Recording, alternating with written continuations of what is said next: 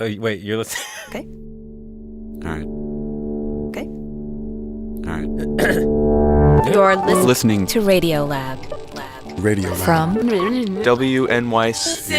See? Yeah. The sky was a slate of indigo.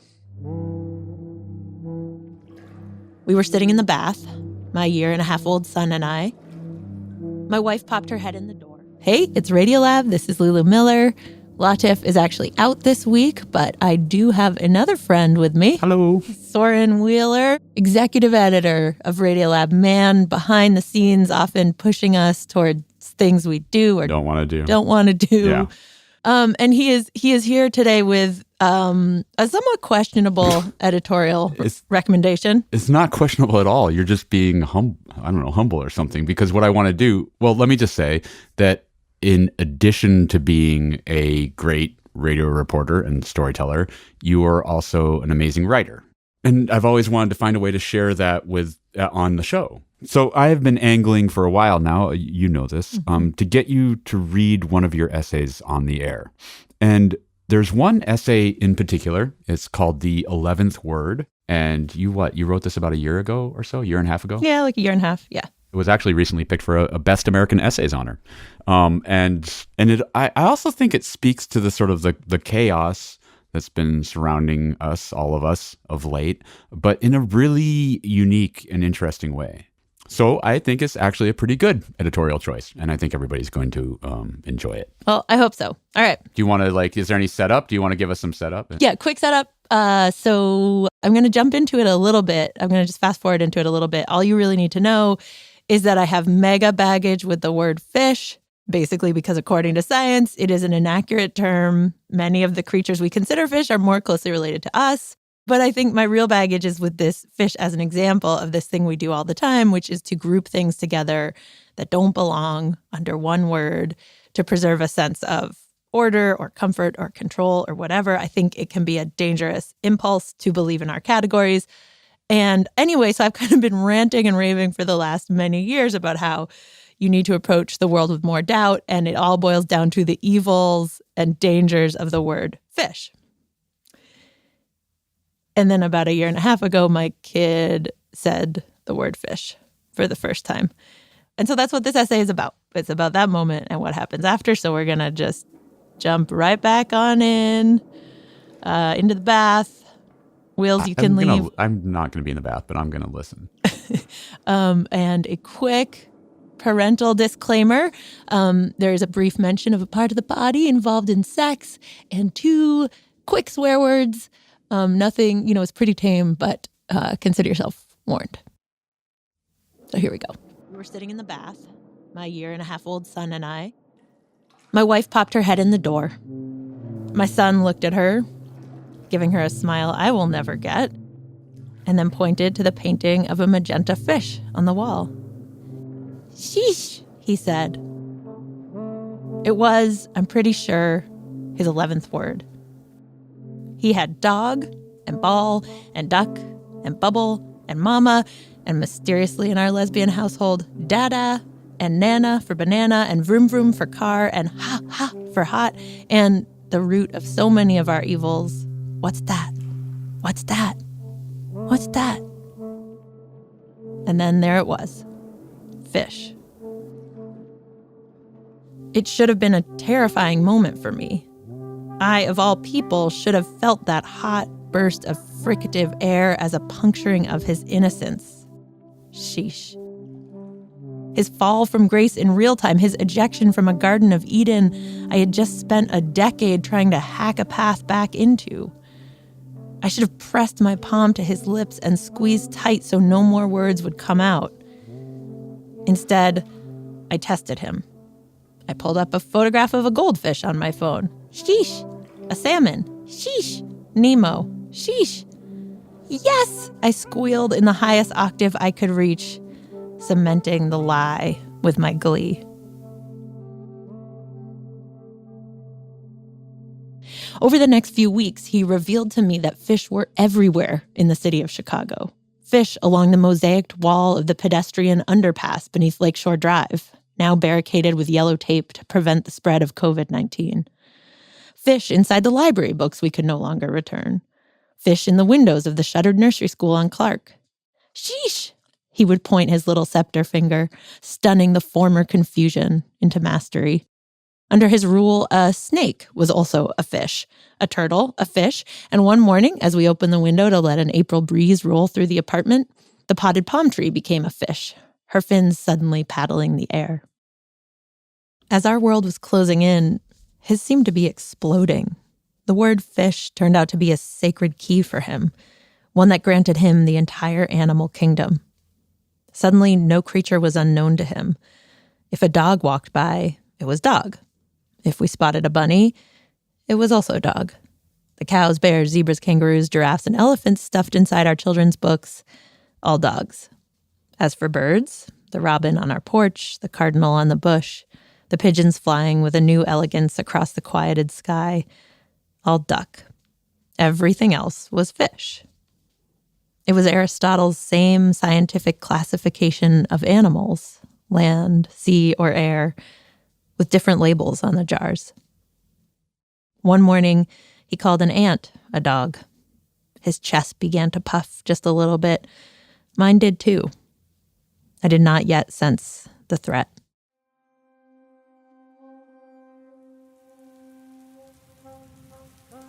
In late April, we learned of one of the few nature preserves still recklessly open, and we recklessly plunged in.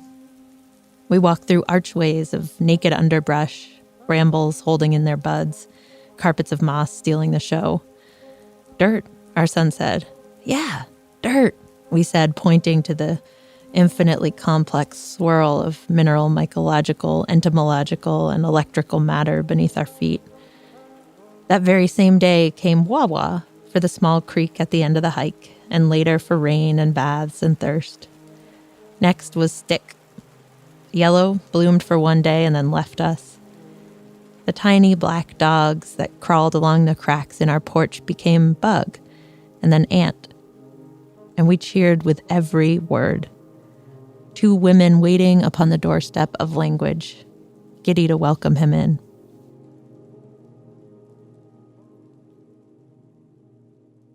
And then 5 weeks after he first said the word fish, it happened. We shouldn't have gone to see my in-laws, but they're young, not even 60. They don't play tennis, but they could. We wore our masks and sat at the other end of a long rectangular table. We put our son to bed in their guest room. Around 10 p.m., we were all still up, still chatting, when our son started screaming. Not crying, screaming. It was a sound we'd never heard. My wife went up, but after a few minutes, the volume had not lowered. I leaped up the carpeted stairs, worried he was sick, worried he had a fever, worried he had... But my wife shook her head, puzzled. He isn't hot, she whispered. I took him into my arms. Sure, I could settle him, but he recoiled. He looked up at me with no recognition. We tried everything. Rocking him, showing him a book, the one with the penguins who like each other so much. We tried warmed milk. Nothing. Finally, my wife took him over to a framed photograph of Coptic tapestries. Various trees birthing goat-like creatures with curling horns and snail-like creatures with spiraling shells and maybe snakes and definitely vines all coiling into one another in such a hallucinatory way that it probably would have caused me to have a psychotic break if I'd been as disoriented as my son. My wife got him up close to the glass and started whispering the names of what she thought she saw. Goat, she said, tapping the glass. Flower, snail, duck, thud, thud, thud. And slowly, through shaking inhalations, he settled enough for us to pack up and drive home. Once upon a time, there was a German psychologist whose name I am forgetting, which will itself become relevant in just a moment, who argued that when you don't name a thing, it stays more active in your mind. Specifically, he found that you have better recall for the details of an unsolved task, an unfinished puzzle, an unnamed psychological phenomenon, than a solved or labeled thing.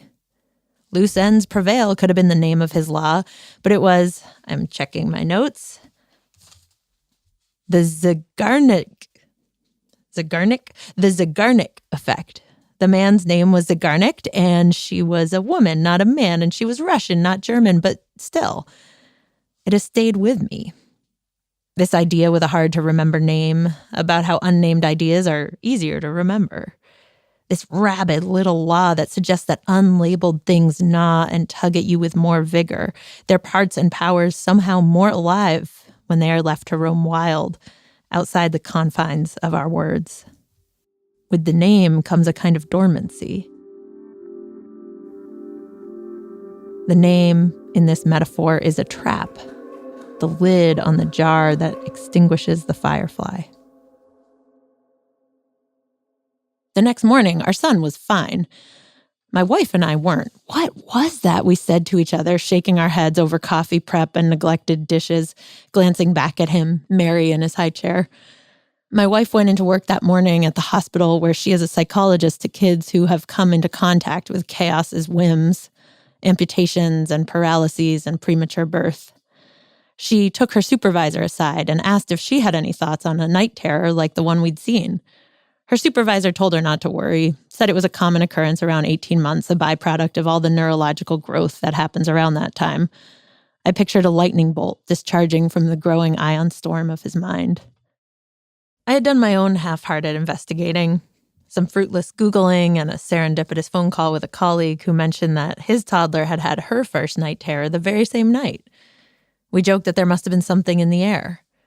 That's reassuring, I heard myself saying, unreassured.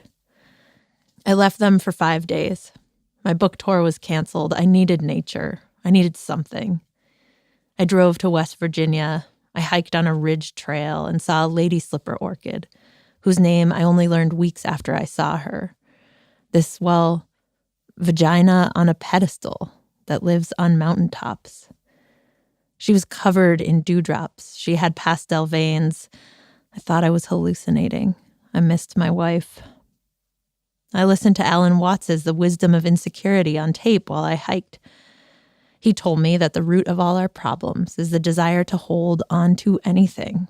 Life is inherently flowing, and our grasp to possess it makes us sick. I nodded and tried desperately to capture each beautiful thing I saw. I took a picture of the mist, of a toad, of a cairn. I took a time-lapse of a sunset, an audio recording of a grouse bleating for her chicks, 6 photos of the lady slipper orchid. I ripped up a tiny bouquet of meadow flowers, purple, yellow, and white, and stuffed them in an envelope to mail home. What I find when I get home, after a short break.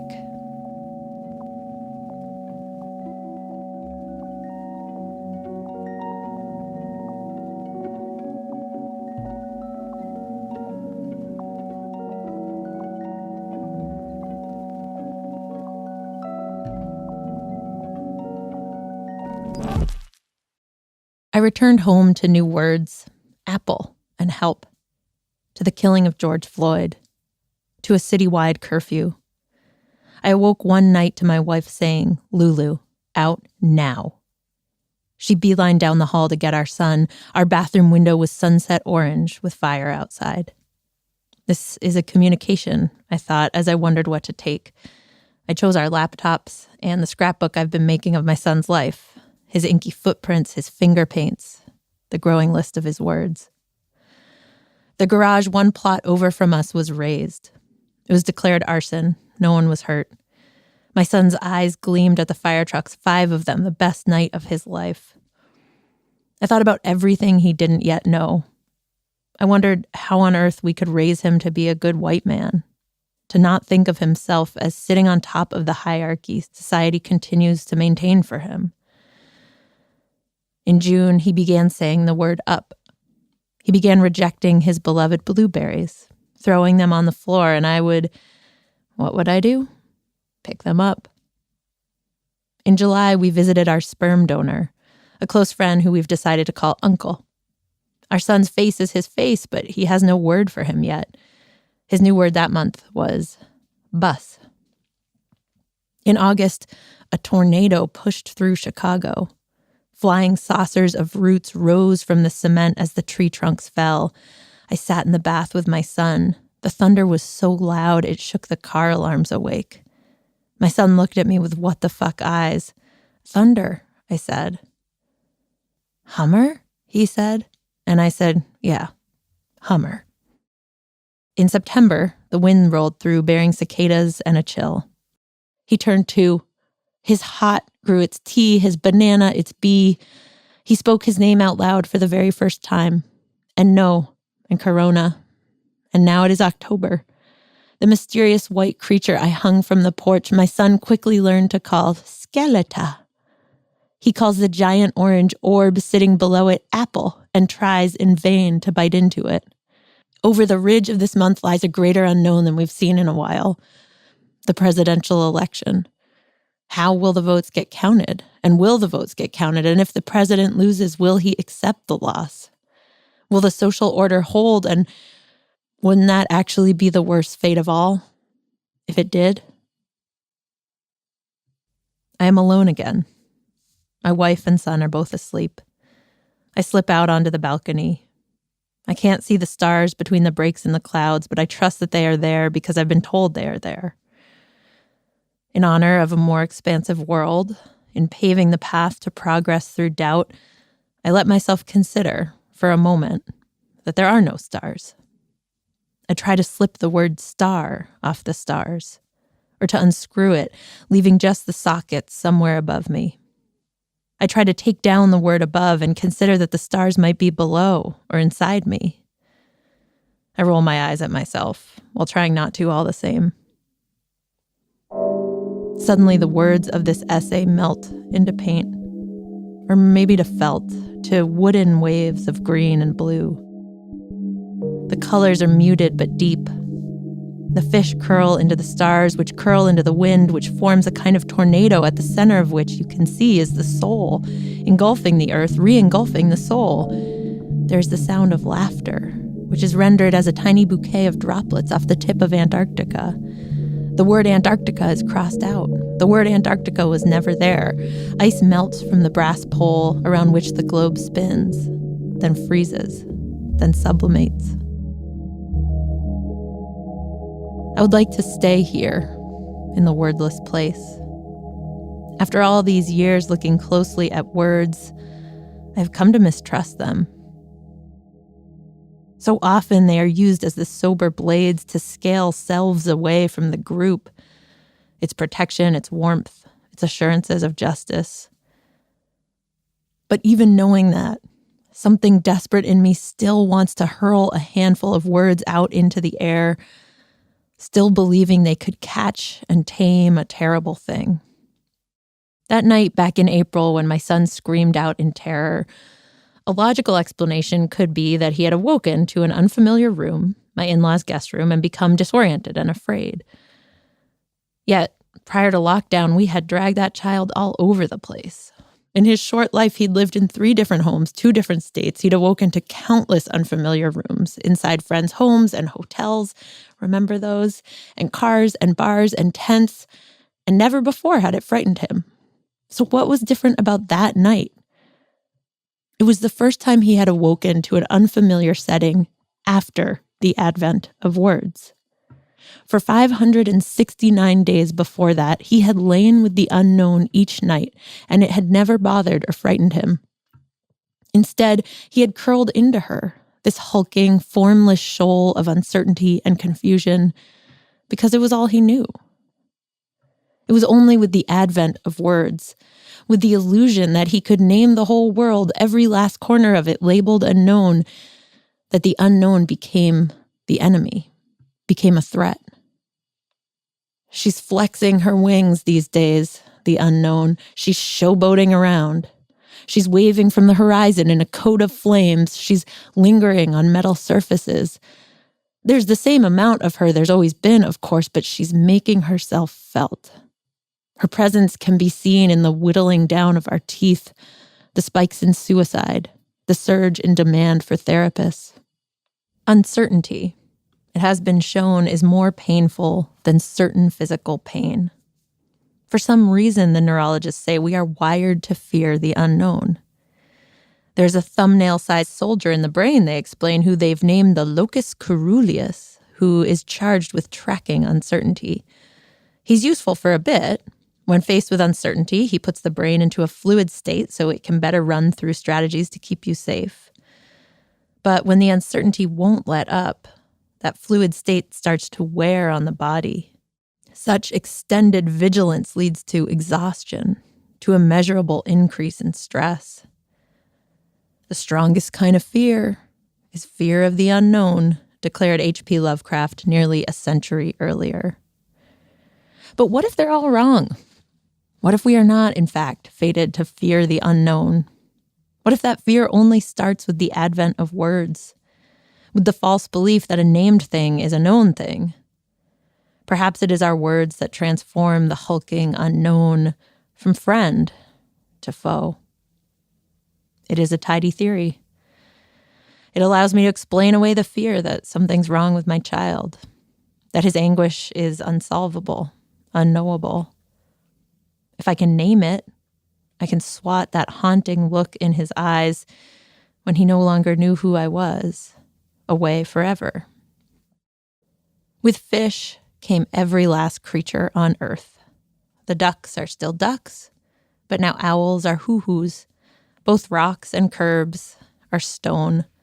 He's got fern and mushroom and umbrella and bus truck. His chalk is cock, and the gay guys next door can't stop laughing. The flippered mammals of the sea have all sprouted ruffled collars. Dollfish, he calls them, animating the world with his wrongness, shaking us all temporarily awake. A few weeks ago, I sat in the park under a heavy beam of wood that could kill me in an instant.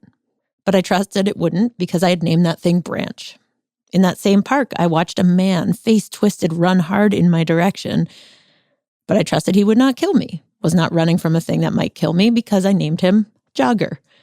Behind me, dozens of 10-ton death machines whizzed by that I named Truck. I named the flat ribbon of asphalt upon which they drove Road. And in Road, I trusted. With each word comes a false set of assurances that now you know how it will behave. We have the coronavirus totally under control, said the president the day after the first case was discovered in the U.S. With fish came a certainty about the entire animal kingdom. Although maybe I'm wrong. He's still got no word for cicada. He's never named a firefly. That night in the bath, so many moons ago, the same moon ago, the light gave off its last indigo sparks of day, and he spoke his 11th word. I heard it only as a mother. I clapped at all the finned creatures he had just caught in one syllable.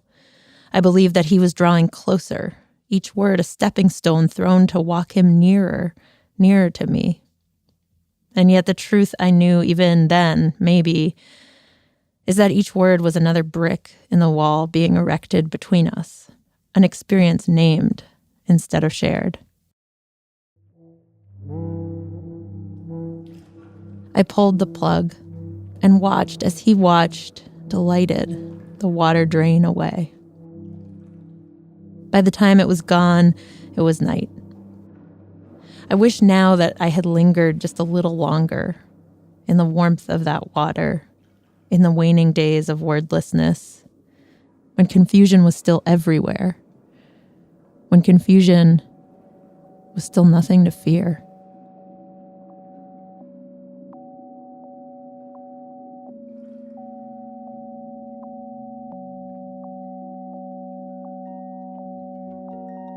Big thanks to the Paris Review, where this was originally published. Big thanks to Dylan Keefe for the musical magic. Bigger thanks to you, listeners.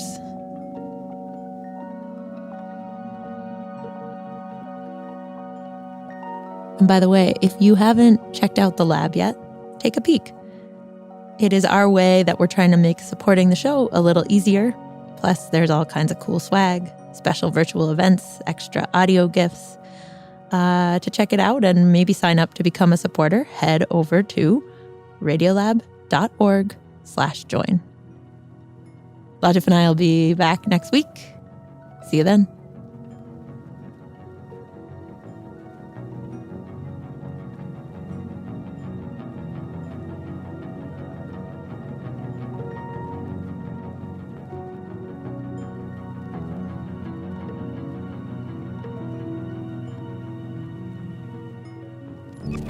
Radiolab was created by Jada Boomrod and is edited by Soren Wheeler. Lulu Miller and Latif Nasser are our co-hosts.